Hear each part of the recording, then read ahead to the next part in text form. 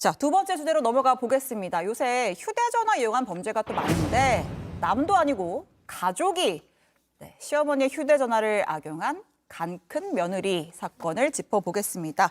자, 서 변호사님, 왜 간 큰 며느리인지 이번에도 설명을 좀 부탁드릴게요. 그 알뜰폰 있죠. 예. 선불 이동전화라고 네. 하는데 흔히 이제 좀 고령의 가입자들이 많이 사용하는 그런 맞습니다. 핸드폰인데 한 며느리가요. 며느리 A 씨가 어머니 그 알뜰폰을 가입해주겠다라고 하고 예. 어머니의 그 신분증 네. 이런 것들 가지고 휴대전화 이 어머니 명의의 알뜰폰 휴대전화를 개통을 합니다. 네. 그리고 이 휴대전화를 이용해서 이 금융기관 어플리케이션, 네. 은행 어플 이런 것들을 설치를 하거든요. 그리고 그 설치한 어플리케이션을 가지고 어머니 명의로 대출을 받습니다. 대출을 받는. 네, 대출을 한 번만 받은 것이 아니라 작년 11월부터 12월 초까지 세 차례에 걸쳐서 무려 8,400만 원을 대출을 예. 받고 이제 송금을 받은 겁니다.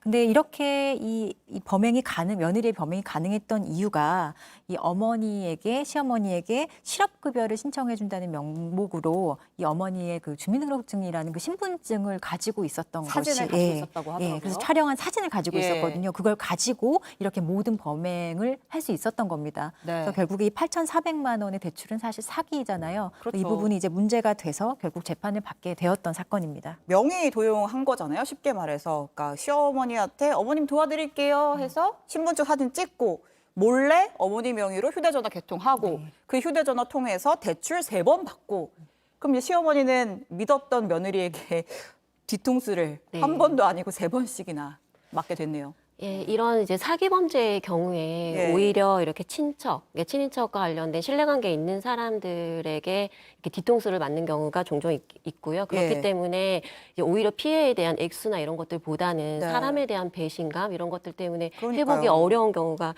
이제 굉장히 큰데요. 네. 이 경우에도 시어머니의 그런 관계를 이용해서 쉽게 신분증을 이제 아마 가질 수 있어 보관했다가 범행에 이용했던 것으로 보여지고요.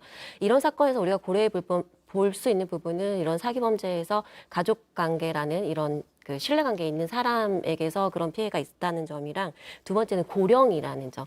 왜냐하면 이 어머니 경우에도 만약에 본인이 손쉽게 실업급여 신청이라던가 그쵸. 뭐 이런 것들을 확인해 볼 수 있었으면 체크를 할 수 있었을 텐데 아마 이런 것들을 악용해서 쉽게 범행을 저지를 수 있지 않았나라는 생각이 듭니다. 고령의 시어머니를 돕겠다라고 해서 어머님 이제 순수하게 며느리가 이렇게 기특할까라고 하면서 신분증을 넘겼는데 자 이런 일이 진짜 가족이라고 믿으면 안 되겠어요. 저도 이런 거 잘 못해가지고 친동생한테 다 비밀번호 같은 거 알려주는데 동생 믿어도 되겠죠?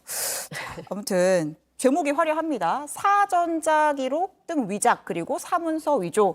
뭐 위조, 사죄. 사문서 행사.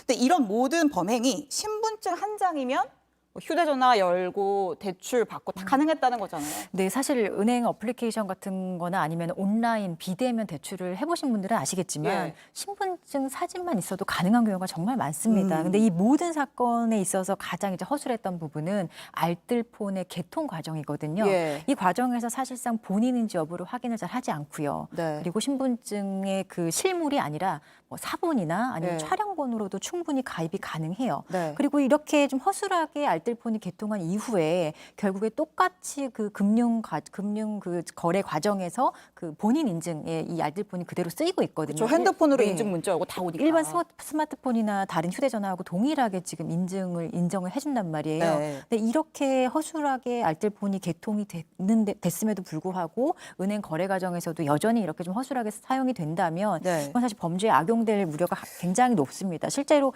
경찰청이 올해 이제 특별 단속을 해봤더니 예. 2023년 상반기에 대포폰 5대 중에 4대가 이 알뜰폰이라고 해요. 그 정도로 이런 식으로 허술하게 가입이 가능하기 때문에 네. 이런 부분이 이제 범죄에 악용되는 부분이 상당히 많은 거죠. 5대 중 4대면 네. 굉장히 높은 비율인데 이 알뜰폰 사실 이제 정말 알뜰하게 쓰려고 나는 인터넷 많이 안 한다 이런 어르신들이 또 많이 가입을 하고 그러다 보면 이제 어르신들이 아무래도 진짜 도움이 필요한 경우도 있잖아요. 내가 잘 할 줄 몰라서 뭐 자식들이나 뭐 이렇게 도와달라고 하는 경우도 많다 보니까 어떻게 보면 더 허술할 수도 있는데 어쨌든 뭐 전화라도 해서 본인 확인 절차라도 좀 거쳐야 하는 거 아닌가 이런 생각이 듭니다. 자, 원래 이 사전자 기록 등의 위작 이 혐의가 형량이 한 5년이야. 굉장히 높다고 법정형은 들었는데. 5년이야. 예. 그렇군요. 근데 이 재판에 넘겨졌는데 1년 2개월이 선고가 됐어요. 네. 형량이 좀 적지 않나요? 근데 결정적으로 이제 피해자인 시어머니가 예.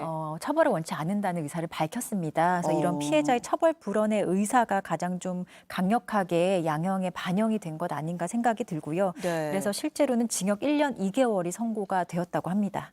어머니는 며느리로부터 사기도 당하고 또 봐주기도 해야 하고 피해 회복도 전혀 이루어지지 않았어요. 실제로 사건에서는. 아, 그렇군요.